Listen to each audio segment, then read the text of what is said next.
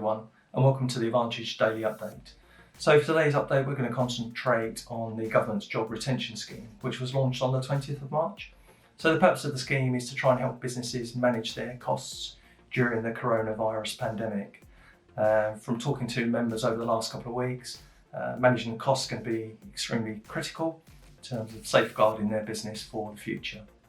So with no further ado, I'm going to pass you over to Martin Williams, who is Head of Employment at Mayo Wynne Baxter, a firm of solicitors and one of the Advantage preferred partners.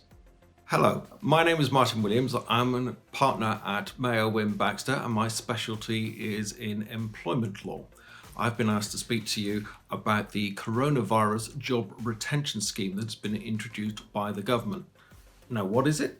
Well, it's a temporary scheme that's open to all UK employers for at least 3 months, starting on the 1st of March 2020.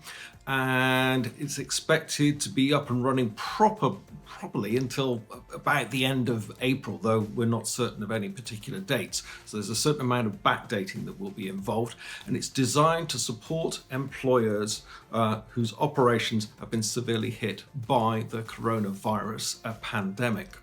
Now, employers will be able to use a portal to claim up for 80% of furloughed employees' monthly wage costs, up to a £2,500 cap per month, plus the associated employers' national insurance contributions and the minimum automatic enrolment employer pension contributions as well. And now, I've mentioned the word furloughed. That's because we've got a new concept. We don't have the idea of furlough as a status or any sort of legal definition up until now, but the idea is that this has been brought in so that basically employees will be put on a sort of a leave of absence, which is the sort of dictionary definition of it, so that they are not there to perform work, but they will still be employed. Now, in order to help you through, this is quite a big subject at the moment, and I don't have enough time to deal with absolutely everything that the scheme is there to deal with, but I've got a few questions that have come in and I hope to address those. Now, one of those questions is, as an employer, what are the steps I need to take to put my employees on furlough leave? Well, in order to furlough them, there are several steps that you need to do. Now, first of all, look at whether there is any contractual implications. That's another question that we've had about, what do we need to be careful of if there is a contract in place? Well, if you don't have the right to lay off your workers or not provide them with work, you are meant to keep providing them with work. This scheme obviously is in place where there is no work to be provided. So from a technical point of view, you're going to have to negotiate with your employees about putting them on furlough. You can designate who's going to be on furlough, but you need to consult with them on some level about the change in their status. Now, the other questions that we've had are, what rights does a furloughed employee have? Well, I've already referred to the fact that they have contractual rights in order to be provided with work, and that's being taken away from them under this furlough process because they are being placed on a leave of absence. So that's one thing where we're hindering those rights, which is why we need to negotiate with them. Now, another question is, if an employee is furloughed and after the furloughed period, does the employee retain the same rights they had before? Yes, they do. And is their employment considered to have started at the time that they joined the company or from when they were unfurloughed? They are employed throughout the furlough period, so their continuity of employment goes all the way back to the time when they started with you. So there's no break in their continuity of employment whatsoever. Another question, will the furloughed employees accrue paid leave? Yes, they will continue to accrue paid leave because they are employed by you all the way through that time. Another question that I've got here is, if an employee is furloughed, can they still work either their normal hours or reduced hours? Simple answer to that is no. The whole idea is that they are on a leave of absence. They are not doing any work for you whatsoever. They can't provide any services or anything that might generate income or whatever like that. They are simply away from the workplace and doing nothing. That is very important. If you're looking to reduce hours, that's a different thing entirely. But in order to be able to put through a claim for furloughing, you will have to make sure that those people do no work for you whatsoever. Another question is, can furloughed employees find temporary work? They can, so long as it's not with you. If they decide that they want to work for somebody else during that time, they could do that. But again, look at your employment contract and say, and you may want to say that you don't want them working for other people. You just want them to stay home and be safe as per the government guidance. So yes, they could go and work for someone else. It might be that they already do because they only work part-time for you or whatever and have another job. This scheme, as far as you're concerned, would only apply to the time that they are employed by you. Okay? Can furloughed employees still answer calls and emails? Well, if it's connected with the work, no, I would avoid that. Make sure that they do no work or completely seem to be doing no work. You can ask them for contact details and say details so that you can keep in touch with them if you needed to, obviously to look at when they might be coming back from furlough and things like that.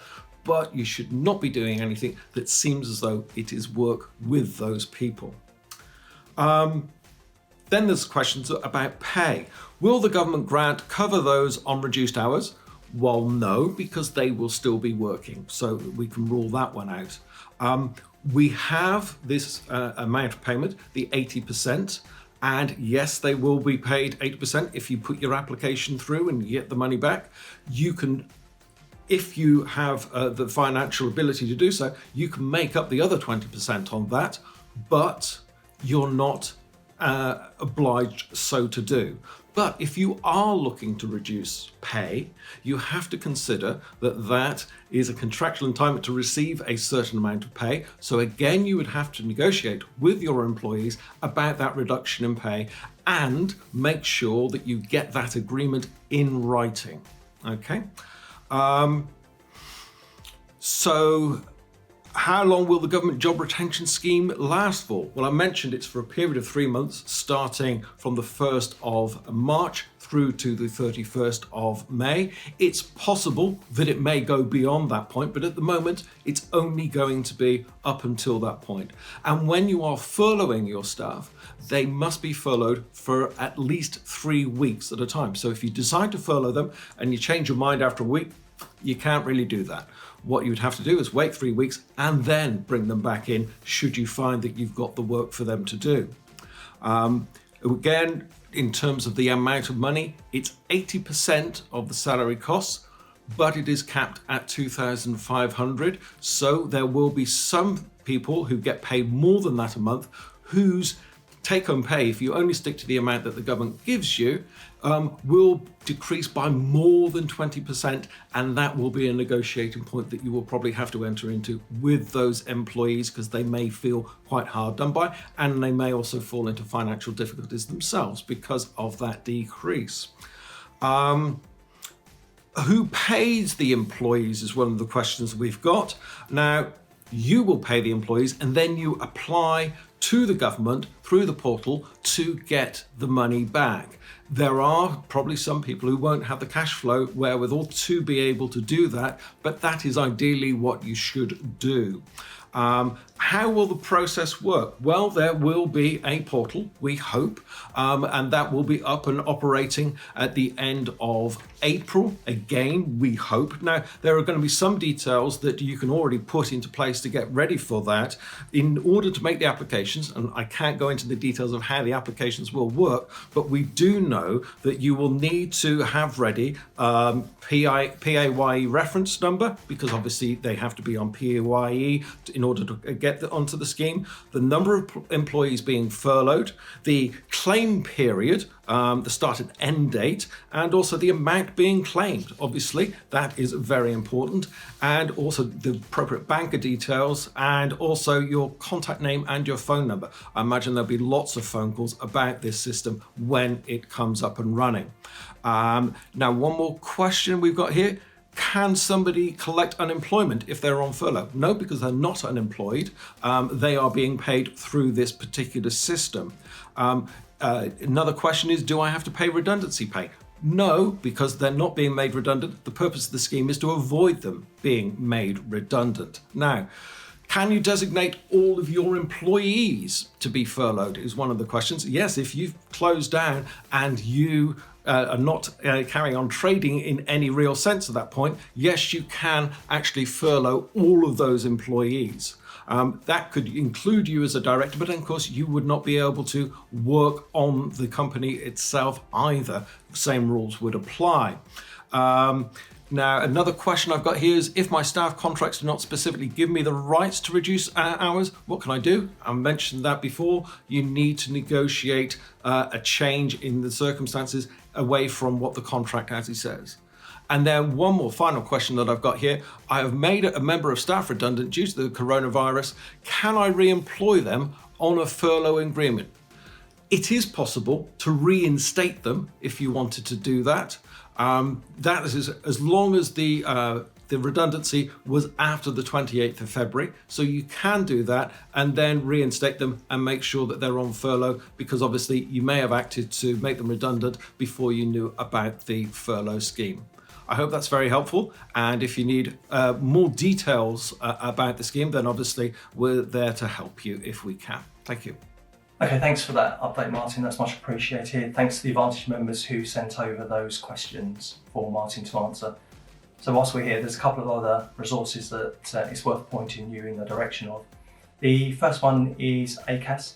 Their website is acas.org.uk. Wealth of information on there for employers. They offer a free advice line, so you can call them and talk through any specific situations that you've got in your business. They're also running free webinars with regards to the coronavirus. So I know they're very popular. This week's are already full. However, they do have one available for next week, so it's worth signing up for. The other company that's worth a mention is a company called Law Easier, who we have used for the last couple of years at Advantage. They offer law and HR services. They're a subscription-based model. So you pay them a monthly fee. They have a fairly basic package up to a bells and whistles package. Most members tend to go for the silver package, which includes not only their online resources, but free access to a solicitor to talk through any specific situations that you've got within your business. So worthwhile just checking those out. So just to wrap up, the three things then really from Martin's video is firstly just to talk to your employees and explain, if you're going to make them furloughed, the rationale for doing that, that it's not a reflection on them as individuals, not a reflection on their abilities. It's uncertain times for everybody, and you're making decisions to safeguard the long-term viability of your business. So it's important to explain that. Remember, an employee cannot do any work for you if they are furloughed, and any employees who are furloughed they retain fully their rights as an employee within your business. So again, from a reassurance point of view, I think those are really important messages that you want to communicate with anybody that you're considering making furloughed. So that's it for me today. Just one final thing, which is, don't forget the Advantage members website, the intranet. Lots of details on there. You can go to the coronavirus hub and you'll find all the resources. Thank you.